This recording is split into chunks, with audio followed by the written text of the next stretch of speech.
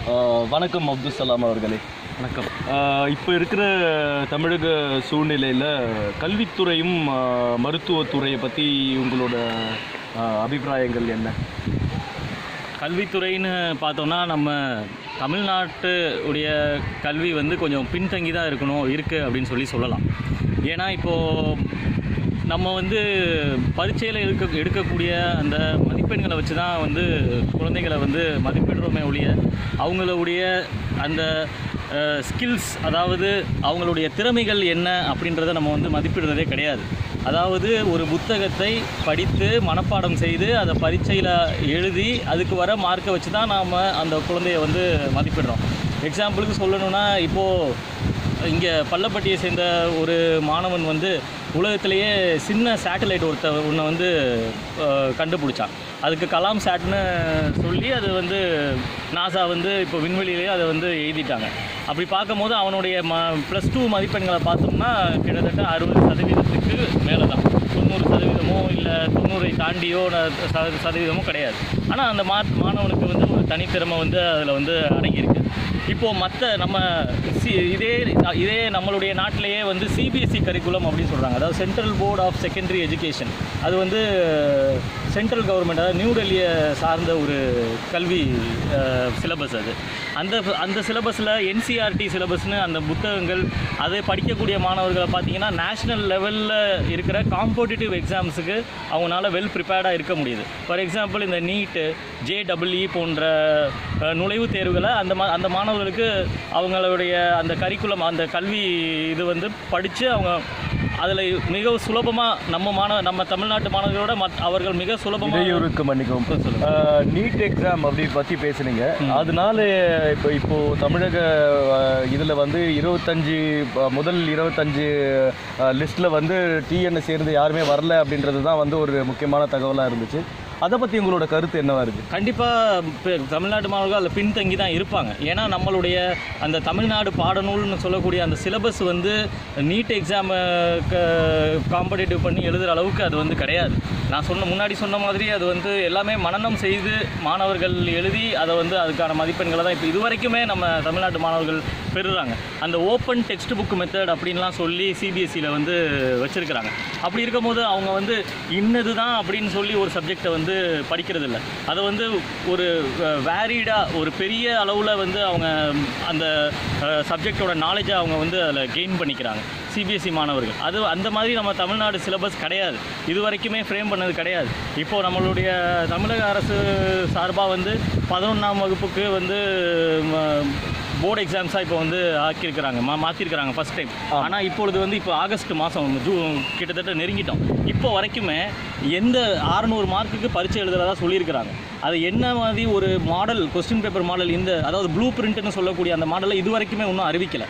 நம்ம மாணவர்களும் சரி, அதை வந்து கல்வியாளர்களும் சரி, ஆசிரியர்களும் சரி, இன்னும் அந்த 11ஆம் வகுப்பு எழுதக்கூடிய அந்த இதை வந்து இன்னும் விளங்காமையே ஸ்கூல் நடந்துகிட்டு இருக்கு. ஓகே, அது ஒரு முடிவுன்றதை எடுக்கவே முடியாத ஒரு சூழ்நிலையில் தள்ளப்பட்டு இருக்கிறீர்கள். அதுதான் உண்மையாக இருக்கிறது. ஆமாம், அது என்னன்னு இப்போ இந்நேரம் வந்து நமக்கு ஒரு பிளான் பண்ணி ஒரு அகாடமிக்கை பொறுத்த வரைக்கும் பிளான் பண்ணாங்கன்னா இந்த ப்ளூ பிரிண்ட்டில் ஃபஸ்ட்டு சாப்டர் கூடிய இத்தனை மார்க்ஸ் வருது, செகண்ட் சாப்டரில் இத்தனை மார்க் வருது, இத்தனை கேள்விகள் வருதுன்னு மாணவர்களுக்கும் ஆசிரியர்களுக்கும் விளங்குனா தான் அதுக்கு தகுந்த மாதிரி அவங்க பரீட்சைக்கு வந்து ப்ரிப்பேர் ஆவாங்க.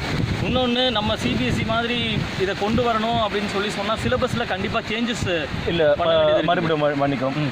இப்போது எனக்கு இந்த சிபிஎஸ்சி மெட்ரிக் இப்போ இதெல்லாம் விட்டுட்டு இந்த ப்ரைவேட் ஸ்கூலே விட்டுட்டு எனக்கு வந்து அரசு மேல்நிலை பள்ளி, அரசு பள்ளிகள் இதை வந்து நம்ம வந்து பெருசாக்கணும் அப்படின்னு நம்ம ஆசைப்பட்டோம் அப்படின்னா அதுக்காக நம்ம என்ன பண்ணலாம் அப்படின்றது உங்களோட அபிப்பிராயம் என்னவா இருக்கும்? அதாவது சிங்கப்பூர்லேயோ இல்லை ஒரு கியூபாலையோ மற்ற நாடுகளில் வந்து நம்ம பார்த்தோம்னா அரசு துறையை சார்ந்தவங்க, அதாவது ஒரு அரசாங்க உத்தியோகத்தில் இருக்கக்கூடிய ஒரு எம்ப்ளாயும் அரசு பள்ளிக்கூடத்தில் தான் அவங்களுடைய குழந்தைகளையும் அவங்களுக்கு வேண்டப்பட்டவர்களையும் படிக்க வைக்கிறாங்க. அப்போது அவங்களுக்கான சலுகைகள் அப்போ தான் வந்து அந்த அரசு மூலமாக அவங்களுக்கு வந்து வந்து வழங்கப்படுது. அந்த மாதிரி ஒரு சட்டத்திட்டத்தை நம்மளுடைய நாட்டில் வந்து அமல்படுத்தணும். அதாவது ஒரு கலெக்டரோட குழந்தையோ இப்போ கூட சொல்கிறாங்க ஒரு கலெக்டரோட குழந்தை மட்டும் படிக்குதுன்னு, அது வந்து பத்தாது. மற்ற அரசு துறையை சார்ந்த அனைவருமே, அது மட்டும் இல்லாமல் நமது அரசியல்வாதிகள், எம்பி, எம்எல்ஏ இவங்களோட குழந்தைகள்லாம் வந்து அரசு பள்ளிகளுக்கு வந்துட்டாங்க அப்படின்னு சொன்னால் அரசோட பள்ளியோட தரமும் மேலே வரும். அதே சமயத்தில் கல்வி தரமும் வந்து அரசு பள்ளிக்கு முக்கியத்துவம் கொடுக்கும். அதாவது அரசு பள்ளிகளோட கல்வி திட்டம் வந்து ரொம்ப மேன்மை அடையும் அப்படின்றது கண்டிப்பாக. ஏன்னா உங்களோட கருத்தாக இருக்குது. இப்போ இதுக்காக இதற்காக இப்போ வந்து நாங்கள் எல்லாரும் சேர்ந்து மக்களிடம் போய் இதை வந்து நேரடியாக நாங்கள் இதை கேள்வி கேட்டு அவங்க இதுக்கெல்லாம் வந்து ஓகே இந்த சட்டம் வந்து இமீடியட்டாக ஓகே பண்ணிடுவாங்க அப்படின்னு நீங்கள் நினைக்கிறீங்களா?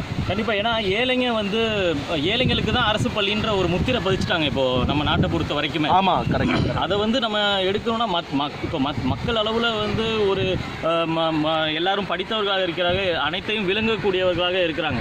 ஆனால் அந்த சிஸ்டமை விட்டு அவங்களால வெளியில் வர முடியாததுக்கு என்ன காரணம் அப்படின்னு பார்த்தீங்கன்னா, நம்மளுக்கு அமைச்சிருக்கிற அந்த அரசியல் விதிமுறைகளும் அரசியல் சார்ந்த விஷயங்களும் பழமை வாய்ந்ததாக இருக்கிறனால மக்கள்னால மீண்டு வர முடியல. இப்போ மெரினா போராட்டம் வந்துச்சு, ஒரு புரட்சி வந்துச்சு.